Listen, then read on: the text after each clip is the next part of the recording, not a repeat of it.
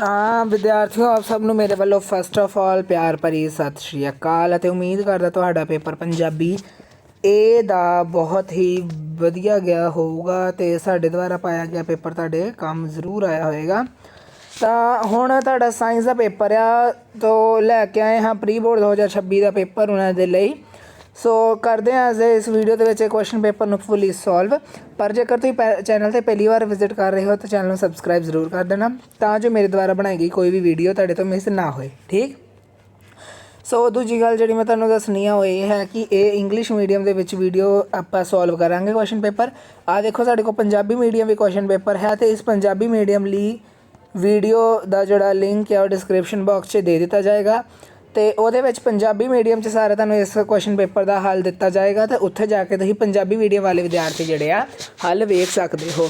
ਸੋ ਇਸ ਵੀਡੀਓ ਵਿੱਚ ਅਸੀਂ ਅੰਗਰੇਜ਼ੀ ਮਾਧਿਅਮ ਦੇ ਵਿੱਚ ਕਰਾਂਗੇ ਜੀ ਸੋਲਵ। ਸੋ ਚਲੋ ਜੀ ਕਰਦੇ ਹਾਂ ਸ਼ੁਰੂ। ਸੋ ਆਲ ਕੁਐਸਚਨ ਆਰ ਕੰਪਲਸਰੀ। ਥੋੜ੍ਹਾ ਜਿਹਾ ਤੁਹਾਡਾ ਪੇਪਰ ਪੈਟਰਨ ਚੇਂਜ ਹੋਇਆ, ਜੇਕਰ ਤੁਸੀਂ ਦੇਖਣਾ ਚਾਹੋ ਤਾਂ ਦੇਖ ਸਕਦੇ ਹੋ। ਆਹ ਦੇਖੋ ਵੈਰੀ ਸ਼ੋਰਟ ਕੁਐਸਚਨ 2 ਮਾਰਕਸ ਦੇ ਆ, 3 ਮਾਰਕਸ ਦਾ ਤੁਹਾਨੂੰ ਕਦੀ ਨਹੀਂ ਆਇਆ ਹੁੰਦਾ ਸੀ ਉਹ ਵੀ ਆਉਣ ਲੱਗ ਪਏ ਆ ਅਤੇ ਫਿਰ 5 ਮਾਰਕਸ ਵਾਲੇ ਕੁਐਸਚਨ ਵੀ। ਠੀਕ। ਤਾਂ ਚਲੋ ਜੀ ਕਰਦੇ ਹਾਂ ਜੀ ਸ਼ੁਰੂ ਆਪਣੇ ਕੋਲ ਕੁਐਸਚਨ ਪੇਪਰ ਨੂੰ ਸੋਲਵ। ਤਾਂ ਬੱਚਿਓ ਸਬਸਕ੍ਰਾਈਬ ਜ਼ਰੂਰ ਕਰ ਲੈਣਾ ਆਪਣੇ ਚੈਨਲ ਨੂੰ। ਠੀਕ। ਸੋ ਪੇਪਰ ਤੁਹਾਡਾ ਬਹੁਤ ਹੀ ਈਜ਼ੀ ਲੈਵਲ ਦਾ ਆਇਆ ਹੈ। ਸੋ MCQ ਤੋਂ ਕਰਦੇ ਹਾਂ ਸ਼ੁਰੂ ਜੀ। First, which of the statement about the reaction below are incorrect. So ਦੇਖਦੇ ਹਾਂ।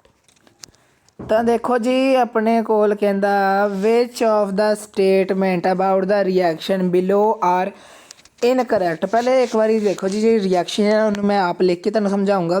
ਇਹ ਕੀ ਆਪਣੇ ਕੋਲ PB ਕੀ ਹੁੰਦੀ ਲੈਡ, O ਯਾਨੀ ਕਿ ਆਕਸੀਜਨ ਯਾਨੀ ਕਿ lead oxide plus C carbon plus CO2 ਨਹੀਂ, ਇਹ ਰਿਐਕਸ਼ਨ ਦਾ ਪ੍ਰੋਡਕਟ ਆ। ਪ੍ਰੋਡਕਟ ਕੀ ਆ 2PB ਪਲੱਸ CO2।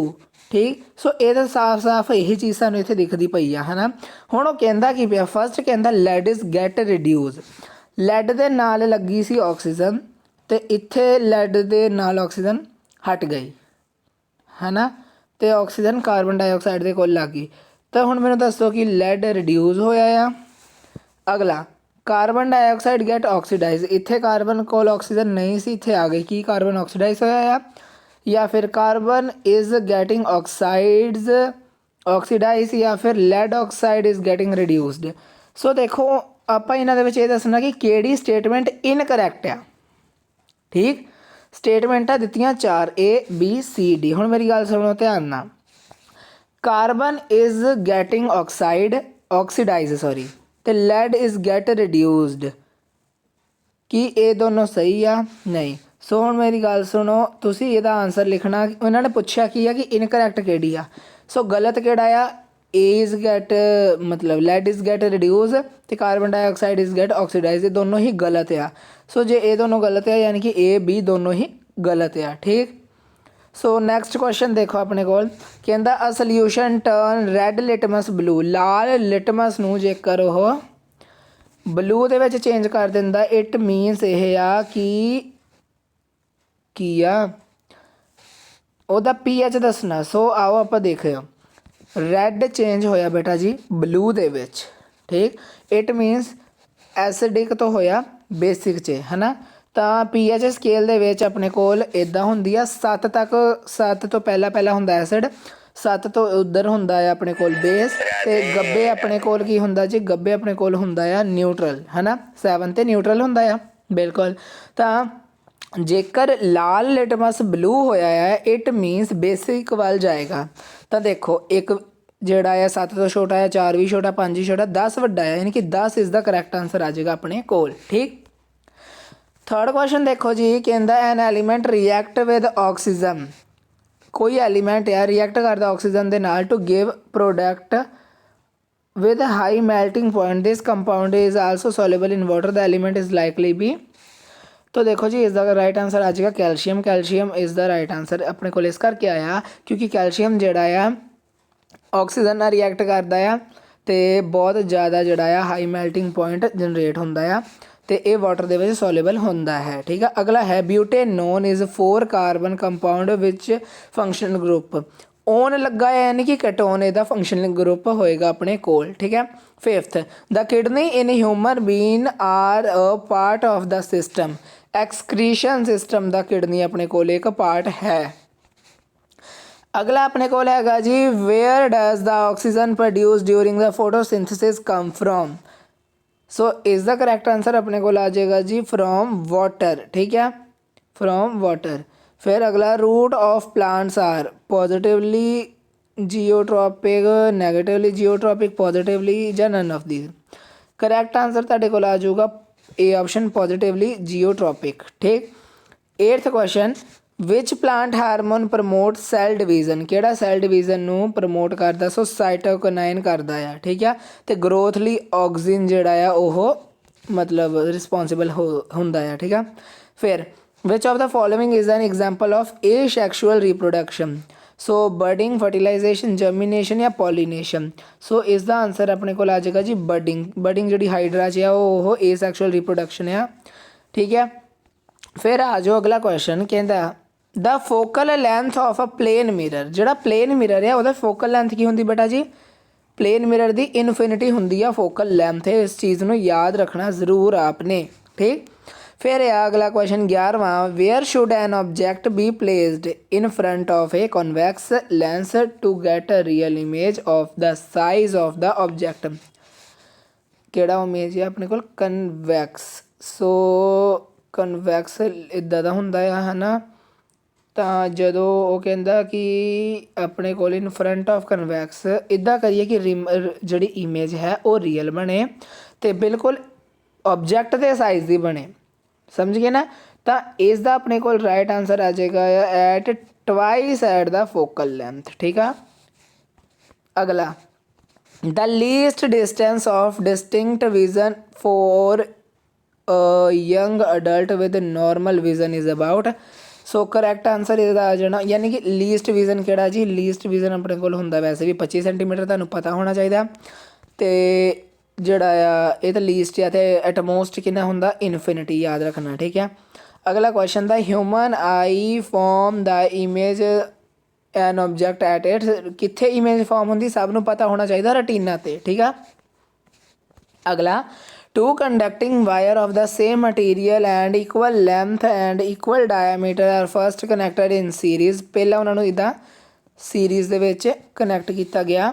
ਠੀਕ। then parallel in circuit across the same potential difference, the ratio of heat produced in series and parallel combination would be। So ratio ਤੁਸੀਂ ਦੱਸਣੀ ਹੈ। ਸੋ ਰੇਸ਼ੋ ਤੁਹਾਡੇ ਕੋਲ ਆ ਜਾਣੀ 2:1। ਠੀਕ ਆ। ਅਗਲਾ, ਦ ਪ੍ਰਾਇਮਰੀ ਕੰਜ਼ਿਊਮਰ ਆਰ। ਜਿਹੜੇ ਪ੍ਰਾਇਮਰੀ ਲੈਵਲ ਦੇ ਕੰਜ਼ਿਊਮਰ ਆ ਉਹ ਕਿਹੜੇ ਹੋਣੇ ਆ? ਉਹ ਹੋਣੇ ਜੀ ਸ਼ਾਕਾਹਾਰੀ, ਯਾਨੀ ਕਿ ਹਾਰਬੀਵੋਰਸ। ਠੀਕ ਆ। ਫਿਰ ਆਪਣੇ ਕੋਲ ਲਾਸਟ ਕੁਐਸਚਨ ਆ, which of the following are environment friendly practices. ਕਿਹੜੀ ਇਨਵਾਇਰਮੈਂਟ ਫਰੈਂਡਲੀ ਪ੍ਰੈਕਟਿਸਿਸ ਆ? ਸੋ ਆਲ ਆਫ ਦੀਜ਼ ਆ। ਹੁਣ ਪੜ੍ਹ ਲੈਂਦੇ ਆਲ ਆਫ ਦੀਜ਼ ਵਿੱਚ ਕੀ ਆ? Carrying clothes bag to put purchase shopping ਕਰਨ ਵੇਲੇ ਕੱਪੜੇ ਦੇ ਬੈਗ ਦੀ ਵਰਤੋਂ ਕਰੋ। Switch off unnecessary lights and fan. ਬੱਤੀ ਬੰਦ ਕਰ ਦਿਓ ਜੇ ਉਹਦੀ ਲੋੜ ਨਹੀਂ ਹੈਗੀ। Walk to school instead of getting your mother to drop her scooter. ਠੀਕ ਆ। Walking to school instead getting your mother to drop her scooter. Walking ਕਰਕੇ ਜੇ ਜਾ ਸਕਦੇ ਤਾਂ ਜ਼ਿਆਦਾ ਵਧੀਆ। ਠੀਕ। ਹੁਣ ਅਟੈਂਪਟ ਐਨੀ 14th ਕੁਐਸਚਨ। ਮੈਨੂੰ ਨਹੀਂ ਪਤਾ ਇਹ ਟੋਟਲ ਕਿੰਨੇ ਵੈਸੇ ਗਿਣੀਏ ਜੇ 1 2 3 4 5 6 7 8 9 10 11 12 13 14 15 ਇਹ 17 ਕੁਐਸਚਨ ਆ, ਅਤੇ 17 ਦੇ ਵਿੱਚੋਂ ਕੋਈ 14 ਕਰਨੇ ਆ। ਠੀਕ ਆ। ਸੋ ਮੈਂ ਤੁਹਾਨੂੰ 17 ਦੇ 17 ਹੀ ਕਰਾਊਂਗਾ, ਅਤੇ ਤੁਸੀਂ ਕੋਈ 14 ਕਰਨੇ ਆ। 2 ਮਾਰਕਸ ਦੇ ਕੁਐਸਚਨ ਹੋਣਗੇ ਆਪਣੇ ਕੋਲ। ਠੀਕ। ਇਸ ਤੋਂ ਬਾਅਦ ਆਪਣੇ ਕੋਲ 7 ਕੁਐਸਚਨ ਕਰਨੇ ਆ ਜਿਹੜੇ ਕਿ 3-3 ਅੰਕਾਂ ਦੇ ਹੋਣਗੇ। ਸੋ ਇੱਥੋਂ ਵੀ ਅਸੀਂ ਸਾਰੇ ਕੁਐਸਚਨ ਕਰਾਂਗੇ। ਤੁਸੀਂ ਕੁਐਸਚਨ ਦੇਖ ਲਓ, ਫਿਰ ਆਪਾਂ ਇੱਕ ਇੱਕ ਕਰਕੇ ਸਾਰੇ ਕੁਐਸਚਨ ਤੁਹਾਨੂੰ ਕਰਵਾ ਦਿੰਦੇ ਹਾਂ।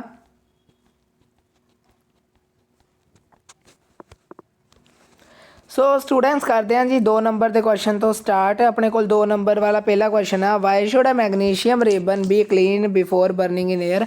ਬੇਟਾ ਇੱਕ ਗੱਲ ਹੋਰ ਦੱਸਣਾ, ਸਾਰੇ ਕੁਐਸਚਨ ਈਜ਼ੀ ਆ। ਜੇਕਰ ਤੁਸੀਂ ਚੰਗੀ ਤਰ੍ਹਾਂ ਤਿਆਰੀ ਕਰੋਗੇ ਤੁਹਾਡੇ ਆਰਾਮ ਨਾਲ 80/80 ਆ ਜਾਣੇ ਆ।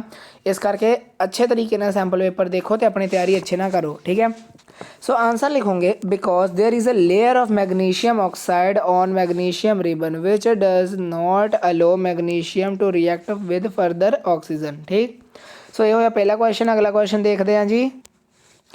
ਆ ਰਿਹਾ ਸਾਡੇ ਕੋਲ ਅਗਲਾ ਕੁਐਸਚਨ, ਕਹਿੰਦਾ do basic solution also have H positive ions if yes then why are they basic.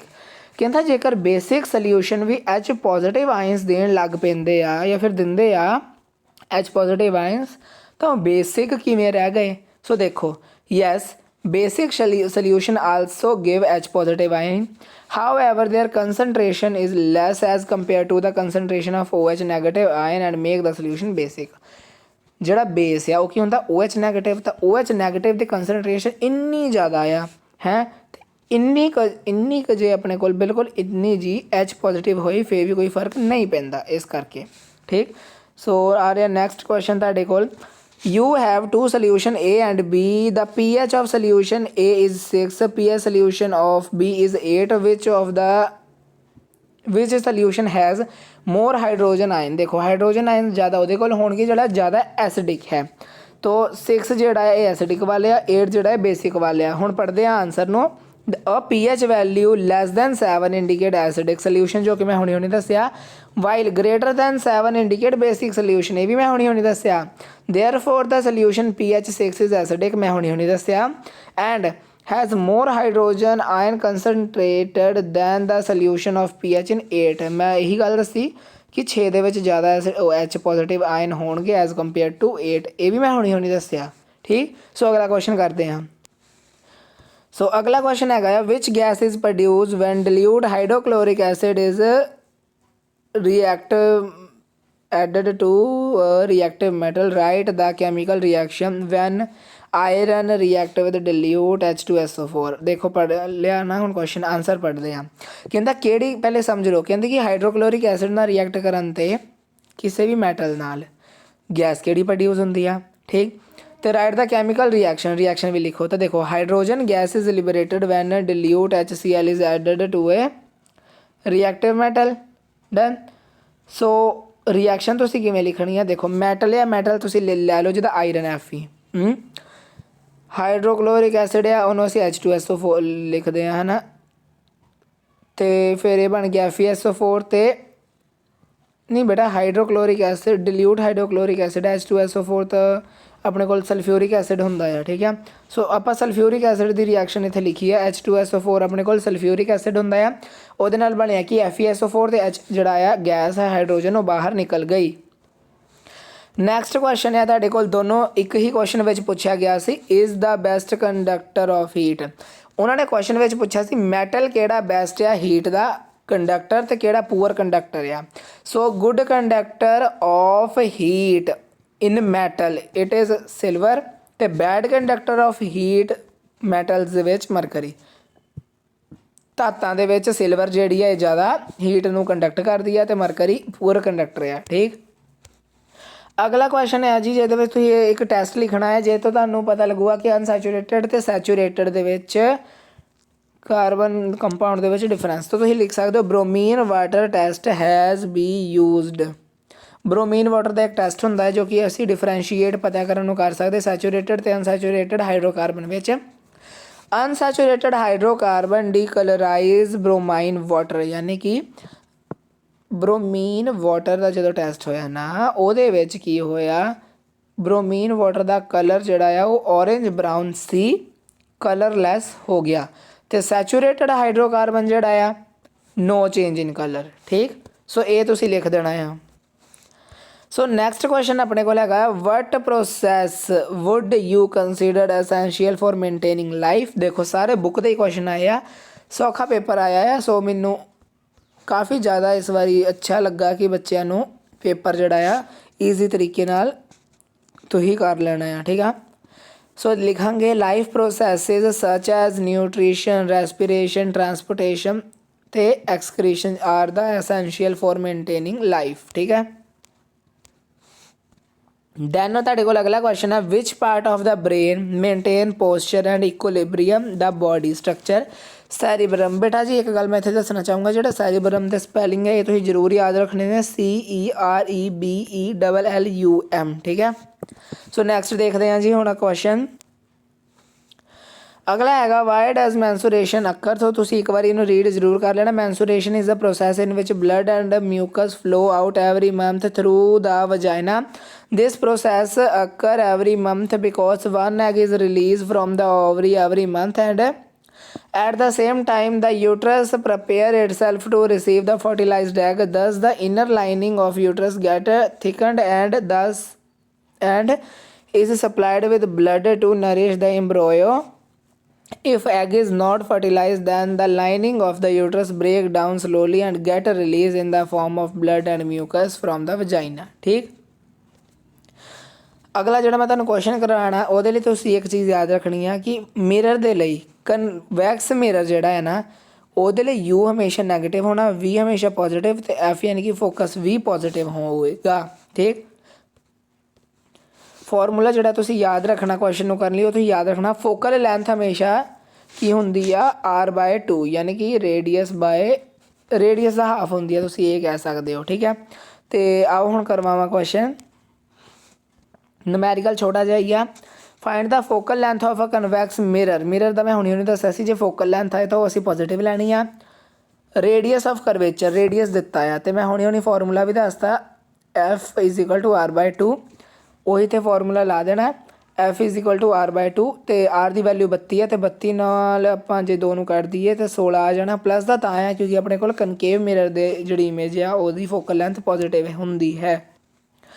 अगला तुहानू सिर्फ डेफिनेशन लिखनी है रिफ्रैक्शन ऑफ लाइट। सो देखो refraction of light is the bending of light when it passes from one medium to another due to a change in its speed. For example a pencil partially immersed in water appear bent due to the refraction. ठीक है। So अगला question देखांगे। अगला question है label draw and label the human eye. So देखो जी human eye जोड़ा very important है। Ciliary muscles retina optic nerve vitreous humour cornea iris pupil aqueous humour ते क्रिस्टलाइन लेंस कित्थे कित्थे कौन आ लोकेशन किहदी कित्थे कित्थे आ ये चीज़ नूं चंगी तरह पढ़ना जरूरी है ताकि गलती नाल गलत जगह ते लेबल ना होए। ठीक है। सो इस करके चंगी तरह आई नूं कर लेना जी। अगला क्वेश्चन अपने कोल हैगा बेटा जी वो कहंदा what happen to the image distance in eyes when we increase the distance of object. जो असी ऑब्जैक्ट का डिस्टेंस बढ़ा दईए तो अखा ते की प्रभाव पएगा इमेज का डिस्टेंस का की प्रभाव पएगा। Image is always formed on retina even on increasing the distance of an object from eye. For this eye lens become thinner to increase its focal length. ठीक। नैक्सट है अपने को एक होर नमैरिकल एन इलैक्ट्रिकल हीटर है। ठीक है जी 8 ohm का 15 ammeter from the service main. ठीक है। 2 RJ चलिया कैलकुलेट की करना rate at which heat is developed in the heater. R की होंदा रजिस्टेंस। ठीक है। रजिस्टेंस कितना है आर यानी कि 8 ओम लिखता। करंट की है ampere I is equal to 15 ampere time 2 घंटा 2 घंटे नूं कन्वर्ट कर लो सैकेंड्स दे विच। ठीक है। Rate at which heat is developed वो इक्वल आ जानी पावर ऑफ हीट। ठीक। पावर ऑफ हीट के इक्वल आ जानी आई स्केयर बाय गुणा आर। सो वो कर दिओ तुहाडे कोल उन्ना वॉट दे विच आ जाना आंसर अपने कोल। नैक्सट हैगा जी अपने कोल जिहदे विच तुसीं जस्ट ड्रॉ करना आ बाहर मैगनेट दे अराउंड जिहड़ी ओहदी मैगनैटिक्स लाइन है ओह जिन्हों असी मैगनैटिक फील्ड भी बोलते हैं। तो आ सौखा ही है तुसीं कित्थों दी किधर लैके जाना ये भी देखो नॉर्थ तो साउथ वाल आ वाली डायरैक्शन रखनी है। ओके जी। हेठा भी सेम आई डायरैक्शन रखनी है। ठीक। नैक्सट क्वेश्चन हैगा जी अपने कोल when does an electric short circuit occur. Short circuit कदों हुंदा जी देखते हैं। When the insulation of live and neutral wire undergo wear and tear and then touch each other. कहने का भाव यह आ जिहड़ी न्यूट्रल वायर है तो जिहड़ी लाइव वायर है जे ये एक दूजे नूं टच कर लैन तो उस मौके ते शॉर्ट सर्किट हो जाता है। The current flow in the circuit increase abruptly hence a short circuit is occur. ठीक। सो अगे हैगा वट इज़ बायोलॉजिकल मैग्नीफिकेशन। देखो जी biological magnification is the increase in the concentration of harmful substances in the body of the living organism at each trophic level. तो अगे हैगा yes The level of magnification is different at different level of the ecosystem. It is highest at the topmost level of the food chain and lowest in the first tropic level. ਸੋ ਉੱਥੇ ਤੱਕ ਜਿਹੜੇ ਕੀਤੇ ਸੀ ਉਹ ਹੋ ਗਏ 2 ਤੇ 3 marks ਦੇ question. ਇੱਥੋਂ ਦੇ ਹੁਣ 5 ਮਾਰਕਸ ਦੇ ਕੁਐਸਚਨ ਹੁੰਦੇ ਪਏ ਸ਼ੁਰੂ। ਸੋ ਦੇਖੋ ਫਸਟ ਅਸੀਂ ਕਰੋਜ਼ਨ ਤੇ ਰੈਂਸਿਡਿਟੀ ਵਾਲਾ ਲਿਖਣਾ ਆ ਉਹਨਾਂ ਦੇ ਬਾਰੇ। ਕਰੋਜ਼ਨ surface of some metal deteriorate as a result of a chemical reaction with air, moisture, chemicals, etc. This process is known as corrosion of metal. For example, iron in the presence of moisture react with oxygen to form rust, जिसका formula है Fe2O3XH2O। ठीक। We can prevent object from corrosion by painting, greasing or galvanization। ठीक। ਤੇ ਨਾਲ ਦੇ ਨਾਲ ਤੁਸੀਂ ਲਿਖ ਲੈਣਾ ਰੈਂਸਿਡਿਟੀ ਬਾਰੇ। ਦੇਖੋ oil and fat containing food item react with atmospheric oxygen to form poison fatty acid, due to which they cause a bad smell. This process is known as rancidity.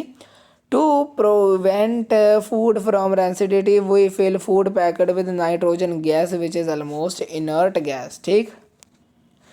ਅਗਲਾ ਤੁਸੀਂ ਕੀ ਕਰਨਾ ਜੀ, ਡਿਫਰੈਂਸ ਬਿਟਵੀਨ ਜ਼ਾਇਲਮ ਐਂਡ ਫਲੋਇਮ। ਸੋ ਆਪਾਂ ਪੜ੍ਹ ਲੈਂਦੇ ਹਾਂ ਫਟਾਫਟ ਕਿ ਆਪਾਂ ਕਿਵੇਂ ਲਿਖਣਾ ਆ।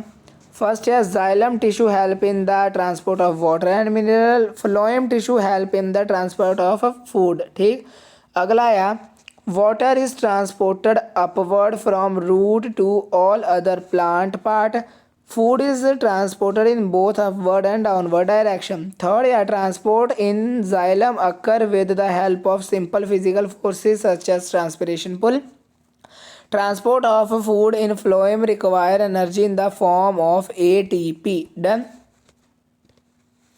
ਨੈਕਸਟ ਸਾਡੇ ਕੋਲ ਹੈਗਾ ਜੀ ਆਟੋਟ੍ਰੋਫ ਤੇ ਹੈਟਰੋਟ੍ਰੋਫ ਦਾ ਡਿਫਰੈਂਸ। ਇਹ ਵੀ ਇੰਪੋਰਟੈਂਟ ਹੈ ਤੇ ਇਹ ਵੀ ਤੁਹਾਡੇ ਪੇਪਰ 'ਚ ਆਇਆ ਹੋਇਆ, ਯਾਦ ਕਰਕੇ ਜਾਣਾ। Food autotroph, food is synthesized from simple inorganic raw materials such as CO2 and water. Food is obtained directly or indirectly from autotroph. This food is broken down with the help of enzyme. Second, presence of green pigment is necessary. No pigment is necessary in this type of nutrition. Food is generally prepared during daytime. Food can be prepared at any time. They all green plant and some bacteria have this type of nutrition. All animal and fungi have this type of nutrition. Next ਤੁਹਾਡੇ ਕੋਲ ਇੱਕ ਹੋਰ difference ਆਇਆ nervous ਤੇ hormonal. ਦੇਖੋ it consists a nerve impulse in the form of electrical signal. It consists endocrine system which secrete hormone directly into blood in the form of chemical signal। ठीक। Second, hair response time is very short, hair response time is very long. Nerve impulses are not specific in their action. Each hormone has a specific action. Flow of information is rapid, the flow of information is very slow. सो अपने को अगला आ how is sex of a child is determined in human being. तो देखो male has XY chromosome and produces 2 type of sperm, 50% of X and chromosome and another 50% is Y chromosome. A female carry XX sex chromosomes and hence produces only X carrying egg। ठीक है। If X carrying egg fuses with X carrying sperm, the children born will be a girl. If X carrying egg fuses with Y carrying sperm, then the birth will be the baby will be boy। ठीक है। ਤੁਸੀਂ ਹੇਠ ਲਿਖਿਆ structure ਵੀ ਬਣਾ ਸਕਦੇ ਹੋ। ਨਹੀਂ ਬਣਾਉਣਾ ਤਾਂ ਜਿੱਦਾਂ ਮੈਂ ਤੁਹਾਨੂੰ ਦੱਸਦਾ ਇੱਦਾਂ ਬਣਾ ਲਓ। ਮੇਲ ਫਾਦਰ ਤੇ ਮਦਰ ਲਿਖ ਲਓ ਬੇਟਾ। ਲਿਖੋ ਫਾਦਰ ਮਦਰ, ਇਹਦਾ ਤੁਸੀਂ ਲਿਖ ਕੇ ਬਣਾ ਦੇਣਾ ਜਿੱਦਾਂ ਇਹਨਾਂ ਨੇ ਬਣਾਇਆ। ਤੁਸੀਂ ਜੇ ਡਾਇਗਰਾਮ ਨਹੀਂ ਬਣਾਉਣੇ ਇੱਦਾਂ ਕਰ ਲੈਣਾ। ਇੱਥੇ ਲਿਖ ਲੈਣਾ XX, ਇੱਥੇ ਲਿਖ ਲੈਣਾ XY। ਠੀਕ ਆ। ਹੁਣ ਕੀ ਕਰਨਾ, ਇੱਥੋਂ ਦੀ X ਚੱਕ ਲਿਓ, ਇੱਥੋਂ ਦੀ Y ਚੱਕ ਲਿਓ। XY ਤੁਸੀਂ ਦੱਸ ਦੇਣਾ ਕੀ ਬਣ ਜਾਣਾ ਬੋਏ। ਇੱਥੋਂ ਹੀ ਚੱਕ ਲੈਣਾ X, ਇੱਥੋਂ ਵੀ ਚੱਕ ਲੈਣਾ X, ਫਿਰ ਕੀ ਬਣ ਜਾਣਾ XX ਡੈਟ ਇਜ਼ ਗਰਲ। ਇਸ ਪ੍ਰਕਾਰ ਤੁਸੀਂ ਬਣਾ ਸਕਦੇ ਹੋ। ਠੀਕ। ਸੋ ਇੱਕ ਅੱਗੇ ਨਮੈਰੀਕਲ ਹੈ, ਨਮੈਰੀਕਲ ਤੁਸੀਂ ਆਪ ਟਰਾਈ ਕਰੋਗੇ। ਠੀਕ ਹੈ ਜੀ। ਸਕਰੀਨਸ਼ਾਟ ਲੈ ਲਓ ਤਾਂ ਕਿ ਤੁਸੀਂ ਪੜ੍ਹ ਸਕੋ।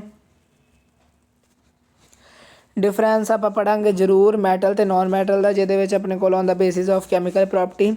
when metal are heated with oxygen they form ionic oxide which is basic in nature. Non-metal, when non-metal are heated with oxygen they form covalent oxides which are acidic in nature. They are electropositive, lose electron readily and become a positive ion. They are electronegative, gain electron and become negative ion. ठीक है, metal are reducing agent, non metal are oxidising agent. ठीक है, फिर on the basis of physical property metal are lustrous, non metal are non lustrous. ठीक है, सो अगे अपने को होर दो पॉइंट है, इन्होंने भी पढ़ लो. Metal are good conductor of heat and electricity, non metal are non good conductor of heat and electricity. All metal are solid except mercury, तो non metal are solid liquid and gases in state. फिर देखो बेटा 5 number वाले ਜਾਂ वाले question भी कराए आ, और वाले क्वेश्चन भी कराए आ ताकि ईजी लगे, ਤਾਂ ਹੀ ਨਾ ਟਾਈਮ ਲੱਗੇ ਆ ਇਹਨਾਂ ਕੁਐਸਚਨਾਂ ਨੂੰ ਕਰਨ ਵਾਸਤੇ. ਅੱਗੇ ਤੋਂ ਹੈਗਾ ਹੈ ਫਲਾਵਰ ਦਾ ਡਾਇਗਰਾਮ ਬਣਾ ਕੇ ਉਹਨੂੰ ਉਹ ਕਰੋ ਲੇਬਲ. ਸੋ ਦੇਖੋ ਆ ਜਿਹੜੇ ਤੁਹਾਡੇ ਕੋਲ ਬੀਜ ਹੈ ਪਰਾਗਕਣ ਜਿਨ੍ਹਾਂ ਨੂੰ ਕਹਿੰਦੇ ਹੈਗੇ ਐਂਥਰ, ਅਤੇ ਫਿਲਾਮੈਂਟ ਇਹ ਵਾਲੀ ਡੰਡੀ ਜਿਹਨੂੰ ਤੁਸੀਂ ਫਿਲਾਮੈਂਟ ਕਹਿੰਦੇ ਆ. ਪੱਤੀ ਨੂੰ ਤੁਸੀਂ ਪੈਟਲ ਕਹਿੰਦੇ ਆ, ਅਤੇ ਹਰੀ ਪੱਤੀ ਨੂੰ ਸੈਪਲ ਕਹਿੰਦੇ ਆ. ਜਿਹੜਾ ਅੰਦਰ ਆ ਵਾਲਾ ਸੈਂਟਰ ਆ ਕੇਂਦਰ ਇਹਨੂੰ ਤੁਸੀਂ ਓਵਰੀ ਕਹਿੰਦੇ ਆ, ਅਤੇ ਸੈਂਟਰ ਜਿਹੜਾ ਆ ਵਾਲਾ ਇਹਦੇ ਤਣੇ ਨੂੰ ਤੁਸੀਂ ਸਟਾਈਲ ਕਹਿੰਦੇ ਆ, ਅਤੇ ਇਹਦਾ ਉੱਪਰ ਵਾਲਾ ਹੈੱਡ ਹੈ ਇਹਨੂੰ ਸਟਿਗਮਾ ਕਹਿੰਦੇ. ਇਹ ਸਾਰਾ ਪਿਸਟਲ, ਇਹ ਸਾਰਾ ਸਟੈਮਿਨ ਹੈ ਜਿਵੇਂ ਕਿ ਤੁਹਾਨੂੰ ਪਤਾ ਹੈ. ਸੋ ਇਹਨੂੰ ਜ਼ਰੂਰ ਬਣਾ ਲੈਣਾ, ਆਮ ਤੌਰ 'ਤੇ ਪੇਪਰ 'ਚ ਆ ਜਾਂਦਾ ਜਿਵੇਂ ਹੁਣ ਆਇਆ ਆ. फिर बिजली वाले चैप्टर से क्वेश्चन आया on what factor does the resistance depend. So resistance directly proportional to the length of conductor, तो resistance inversely proportional to the area of cross sectional. So next अपने को की है जी, नैक्सट है आया why is the series arrangement is not useful for domestic circuit because parallel connection of devices reduces the effective resistance of the circuit in parallel connection. Each device needs some voltage also in parallel connection. If one device stop working it will be affect other. ठीक है, सो ये होया अपने को complete है. सो विद्यार्थियों ये नाल असीं कोई भी क्वेश्चन छड्डिया नहीं, A to Z तुहाडी सारी तैयारी कराई है. सो प्लीज़ साडे चैनल नूं सबसक्राइब करके वीडियो लाइक करके जरूर जाना जी.